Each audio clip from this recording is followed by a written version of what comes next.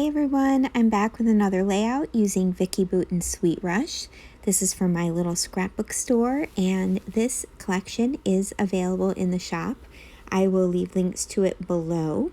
If you are a new customer to my little scrapbook store, you can use my referral code, which is TISAREF, and you can save 10% on your entire order. All of that information will be down in the description box below. So I am working on a layout of photos of some girlfriends and I who we went out for dinner and went out and we were axe throwing. And so I just thought this background paper with like the bullseye type of look would be perfect for these photos and just a really great way to tell this story. I decided to print my photos in black and white because there's so much color going on in this that I was afraid too much color in the photos would just make everything look way too busy. So I love the fact that they're in black and white. And I used 3 photos and they're all different sizes, so in different orientations. And what I like to do when that happens is kind of glue them all together to make one large photo. And then I'm going to mat that photo on several different pattern papers just as one full unit. And I really like doing that when you have like a horizontal photo and a vertical photo. Sometimes those are hard to work with if you're not doing a grid design. So this is an idea of what you can do when you have photos of different sizes and different orientations.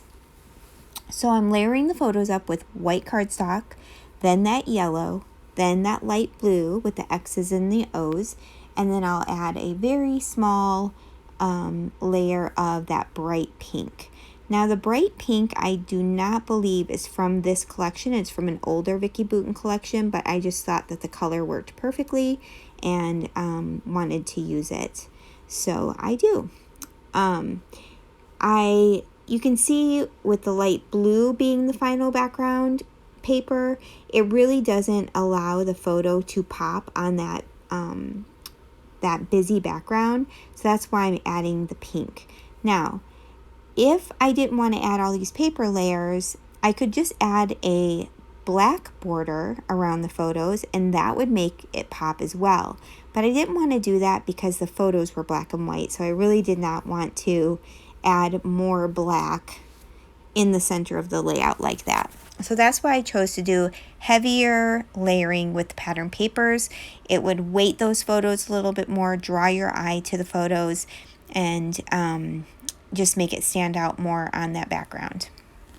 So I'm going to go through the embellishments, and I think right now I'm looking for titles, and I'm trying to think, trying to see what my options are for a title. At this point, I didn't really know what my title was going to be, but as I sifted through all of the like thicker words and the chipboard and everything, I finally decided on my title, and I figured I would pull out the alphabet thickers that come with this collection, and I'm going to spell out bringing out our inner beast. And Inner Beast was the name of the axe throwing place that we went to, so I thought that would be perfect.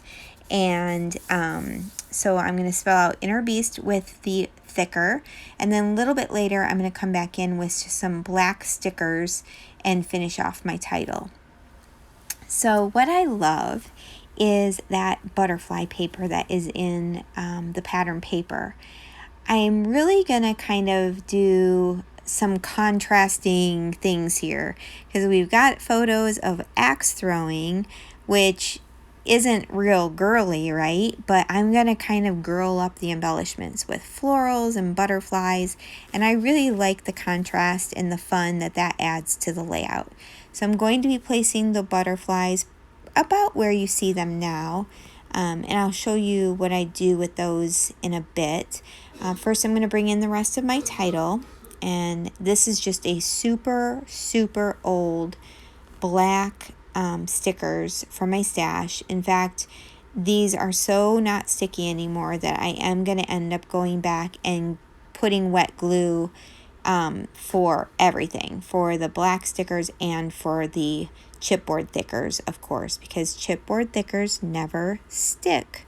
So that's what we're going to do here. It's going to take me just a moment to get everything lined up correctly, and I really liked adding that curved title because it accentuates the shape of that background design. The photos themselves are very boxy, so it's kind of nice to have that softness with a curved title. And then it also allows, it just lets you know that that is a circle behind there. Not that you didn't already know it, but when you start covering stuff up like we do, it helps to help define the area. Okay, so finishing up the title, and then I'm going to bring out some of the stickers and the embellishments and start going through to see what will work.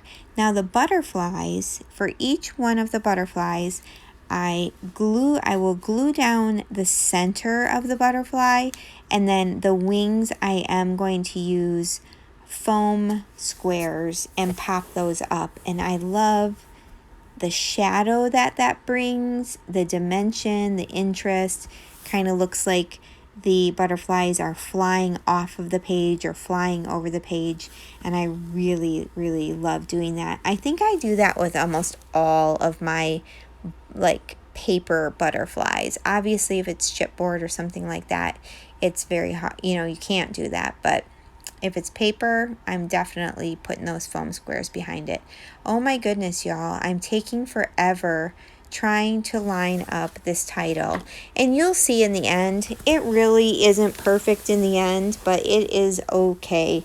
It's even going to change from what you see it now because I'm going to have to go back and glue everything down again. So I end up probably shifting things a bit there. So are you guys loving Sweet Rush? I think this might be my 5th layout, at least, with Sweet Rush.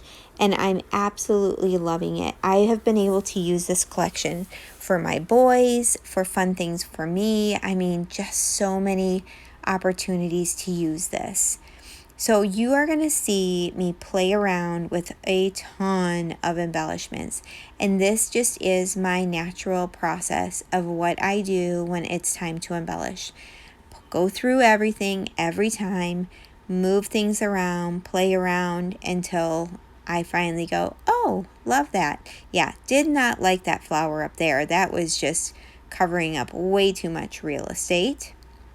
And right there where it is at the bottom, I do like that. I don't know why I keep thinking I want to put something up above the photos there.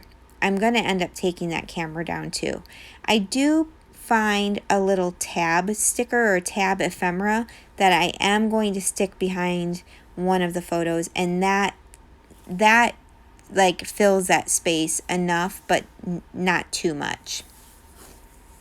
Still pulling out things, and I'm finally, I think I was going to use this ticket. I like that there too as well, but I don't know. It just seemed a little bit bulky and not necessary. So I'm going to move that. I think I'm going to try the camera down there. That was just too big, too much going on. It could have worked, but then I come across this frame and I was like, yes, this will be perfect to frame out that photo. So I am going to put that frame on a little bit of an angle right directly over that photo. You can see I'm still considering the camera. That says Friends. It's one of the vellum pieces, but although I think it would be perfect because it fits perfectly with pointing to Friends, it didn't stand out very much on that pattern paper. Here's the tab I finally found, and it says something. I can't remember what it says because it's covered up now, but I end up going back over the words because the words did not actually fit just didn't fit with the layout. But I go back over it with a chipboard piece that says Enjoy Life, which is in pink. and I love that. Still tucking and moving. This is it. This is real life on how my brain works when I'm scrapbooking. I just keep moving and moving and moving. And sometimes, honestly, I will not be sure and I'll just leave everything where it's at. If I think I like something but I'm not sure, I'll leave it without gluing it down. I may leave my scrapbook room for a while, maybe even a couple days, and come back and decide. You'll know right away when you come back and look at it if you like it or not. So if you're unsure about how you feel about something, I say walk away for a bit, because I promise you when you come back, you're going to be able to look at it with a new set of eyes, and it'll come immediately to you whether or not you like it or not. And whatever that first reaction is, yes or no, go with it and then move forward.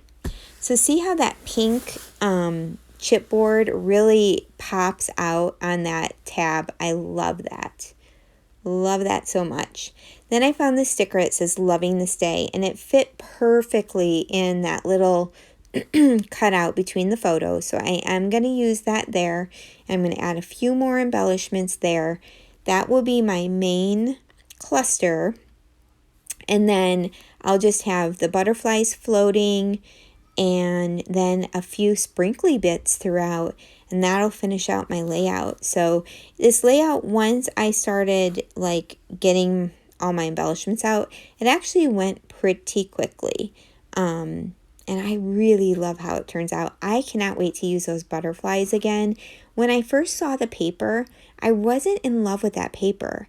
I just was like, the butterflies kind of look weird. Like they're not realistic, but they're not artsy either. I wasn't too sure how to feel about those. But once you get them fussy cut out, I think they look amazing as embellishments. So I'm glad that I did that. In fact, I'll probably just cut that sheet in half and just go ahead and fussy cut out the whole thing, or half of it, and have them already ready for embellishing.